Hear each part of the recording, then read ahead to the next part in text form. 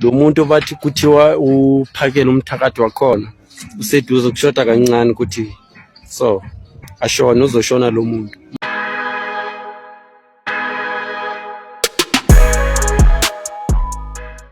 Hello everyone, uBresu lakho lohamba kahle. Ongokufika ke usethembise ukuthi sekusele kancane ukuthi uphakela umthakathi agoduki.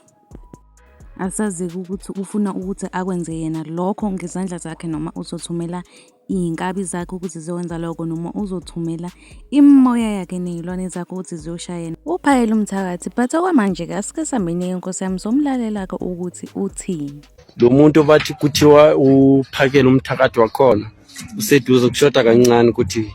so ashona uzoshona lo muntu manje uzoshona ngiyanitshela uzofa lo muntu lo uzofa angiyali uzofa lo muntu uzofa serious nasi noma ngafi manje kusasa orani mara uzoshona lo muntu bazombulala lo muntu angeke abulawa ngini mara lo muntu uzofa lento ayenzayo ayikho emthethweni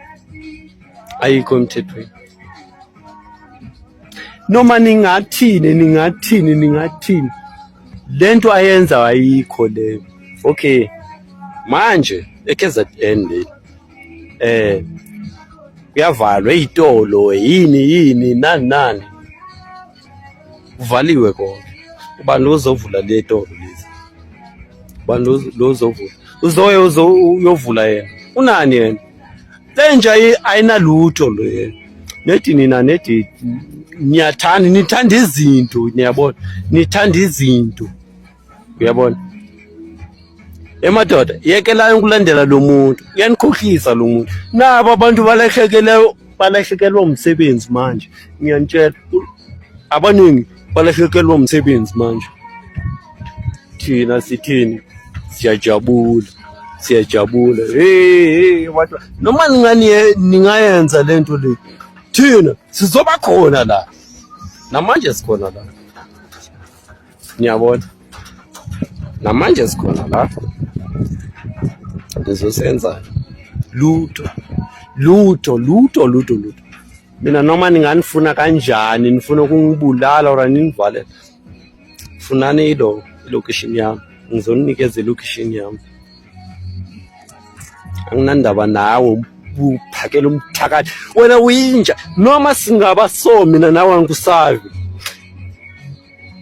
noma singabasomi mina nawe wena awusiyinkunzi next inkunzi uyazi inkunzi wena ukuthi yini wena makuthiwa inkunzi wena nyoko wena awusinext nangifuna wena la sibe two so face to face sibona ukuthi inkunzi ubani angusabi nangu mina la asitholani mina nawe ngishangani mina wena umzulu angusabi nimchangane mina awusinkunzi awusinext wena ne-government yala mara ivumelele idodi lento niyenza eSouth Africa idodi kuzokwenziwa njani ukuthi lezo tolo iqhubeke zisebenze. Sizokwenza isiqiniseko sokuthi abantu abasha okokuqala siba nohlelo nje oluqondile lokubasiza ukuthi bekwazi ukuqhubeka nalezo tolo bese kuthi odadewethu nabafowethu laba bebevele besebenza kulezo izitolo